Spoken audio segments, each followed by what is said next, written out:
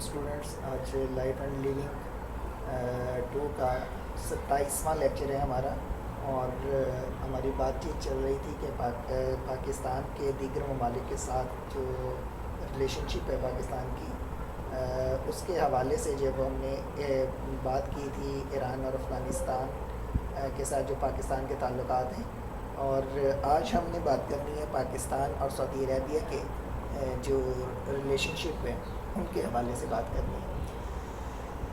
تو پاکستان اور سعودی عرب کی جو ریلیشن شپ ہے یہ خصوصی بنیادوں کے اوپر قائم ہے، اور سعودی عرب میں مسلمانوں کے مقدس مقامات ہیں، اور ہر سال ہزاروں پاکستانی فریضہ حج کی ادائیگی کے لیے سعودی عرب جاتے ہیں۔ یہ تو باتیں آپ لوگوں کو آلریڈی معلوم ہیں۔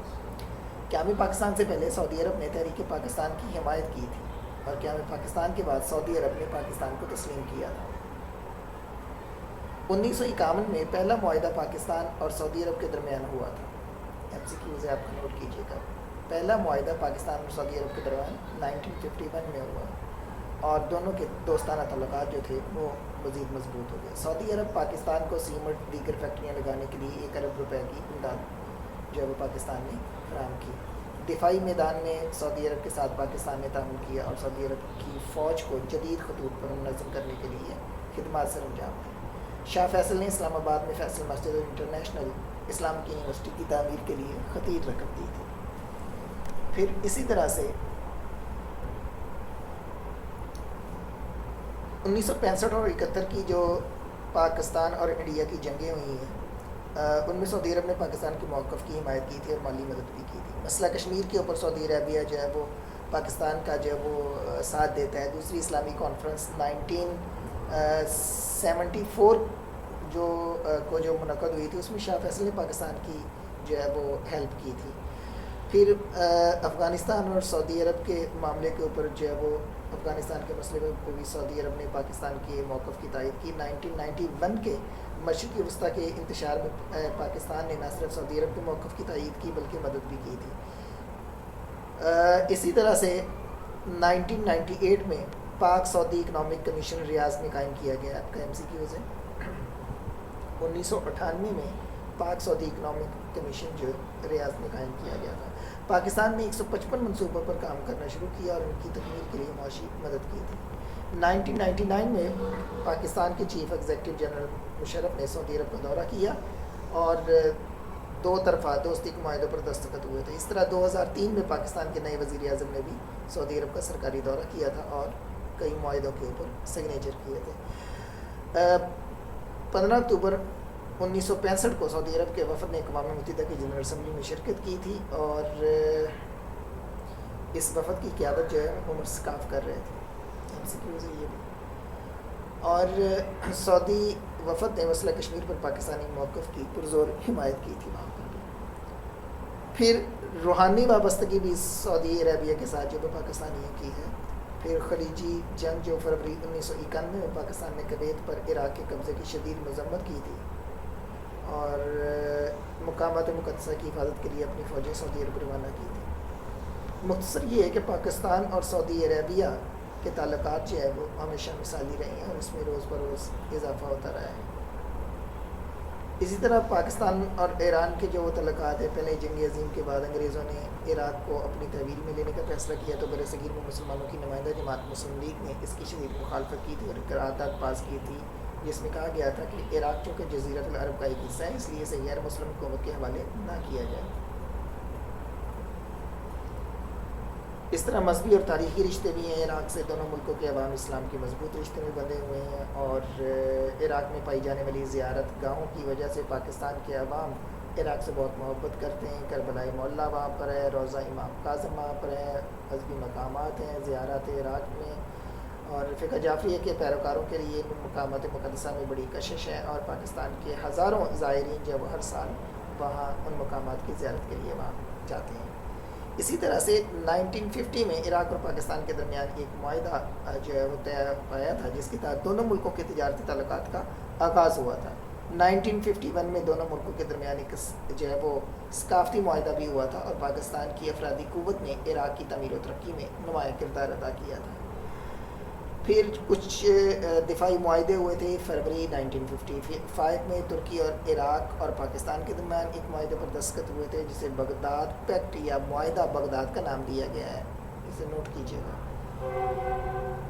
اور اسی طرح سے جناب 1958 میں عراق میں فوجی انقلاب کے بعد نئی قیادت جنرل عبدالکریم قاسم نے اس معاہدے سے علیحدگی اختیار کرنے کا اعلان کیا تھا۔ جنرل عبدالکریم پاکستان سے تعلقات قائم کرنے کے حق میں نہیں تھے، عراق کا جھکاؤ زیادہ تر روس کی طرف تھا، لہٰذا ان کے دور میں پاکستان اور عراق کے درمیان تعلقات کشیدہ رہے تھے۔ اسی طرح سے پاک بھارت جنگوں میں عراق کا کردار رہا ہے۔ 1965 کی جنگ میں جب عراق نے پاکستان کی حمایت کا اعلان کیا تھا، تنازع کشمیر کے سلسلے میں پاکستان کے موقف کی حمایت کی تھی۔ اور 1967 میں عرب اور اسرائیل کے درمیان جنگ شروع ہوئی، نوٹ کیجیے گا اسے۔ عربوں سے قریبی تعلقات اور اسلامی بھائی چارے کی بنا پر عربوں کی شکست پر پاکستانی قوم کو دلی صدمہ ہوا تھا۔ اسی طرح 1973 میں اسلام آباد میں عراقی سفارت خانے سے بڑی مقدار میں روسی اسلحہ برآمد ہوا۔ حکومت پاکستان نے اسلحے کی برآمدگی پر عراق سے شدید احتجاج کیا، دونوں ملکوں نے اپنے اپنے سفیر واپس بلا لیے، اور پھر جب وہ عراق کی معذرت پر دونوں ملکوں کے درمیان سفارتی تعلقات دوبارہ سے بحال ہوئے۔ اس طرح سے 1981 میں اسرائیل نے امریکہ کی شہ پر عراق کے ایٹمی ری ایکٹر پر بمباری کر کے اسے مکمل طور پر تباہ کر دیا۔ اس موقع پر پاکستانی عوام نے اسرائیلی جارحیت کی شدید مذمت کی، ان کا خیال تھا کہ عراق ہی اسرائیل کے لیے خطرہ بن سکتا ہے۔ حکومت پاکستان نے اس مسئلے کو اقوام متحدہ کے اجلاس میں پیش کرنے کی بھی درخواست کی۔ اسی طرح 1979 میں ایران نے اسلامی انقلاب کو ناکام بنانے کے لیے عراق نے شط العرب کو اپنا علاقہ قرار دے کر ایران پر حملہ کیا۔ دو اسلامی ملکوں کے درمیان خون خرابہ پاکستان کے لیے بڑے دکھ کی بات تھی، تو پاکستان نے اسلامی امن کمیٹی کے ایک فعال رکن کی حیثیت سے دونوں ممالک کے درمیان جنگ بندی کے لیے بڑا اہم کردار ادا کیا تھا۔ اور پھر 1988 میں عراق اور ایران جنگ اختتام کو پہنچی، نوٹ کیجیے گا۔ پھر عراق کویت جنگ ہے، وہ میں اوپر بھی ذکر کر چکا ہوں۔ 1990 میں فوجی کارروائی کر کے چند گھنٹوں میں پورے کویت پر عراق نے قبضہ کر لیا تھا۔ پاکستان نے عراقی جارحیت کی شدید مذمت کی تھی، اور 1991 میں سلامتی کونسل نے عراق کو کویت خالی کرنے کا حکم دیا تھا، لیکن عراق نے اس حکم کی تعمیل کرنے سے انکار کر دیا تھا۔ مارچ 1991 میں عراق سے کویت خالی کرا لیا گیا تھا۔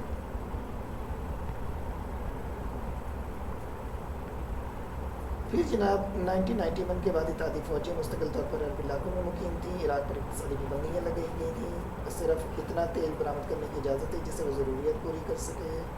اور اسی طرح سے 2003 میں برطانیہ کی فوجوں نے عراق پر حملہ کر کے صدام حکومت کا خاتمہ کر دیا تھا، یہ بھی نوٹ کیجیے گا۔ یہ چند چیزیں تھیں دونوں ملکوں کے جو ہے وہ جو ریلیشن شپ تھے اس کے حوالے سے۔ اسی طرح پاکستان اور مصر ہے، یہ انسان تہذیب کا جو وہ گہوارہ ہے، قاہرہ اس کا دارالحکومت ہے، نوٹ کیجیے گا اسے بھی۔ اور جناب خلافت عثمانی کے خاتمے کے بعد مصر اسلامی دنیا کا سب سے بڑا ملک سمجھا جانے لگا۔ پاکستان بننے کے بعد جب پاکستان کو دنیا کی سب سے بڑی اسلامی مملکت کا اعزاز حاصل ہوا، اور تو مصر کے قائدین نے رقابت محسوس کی اور پاکستان کو اپنا حریف سمجھنے لگے تھے۔ اسی طرح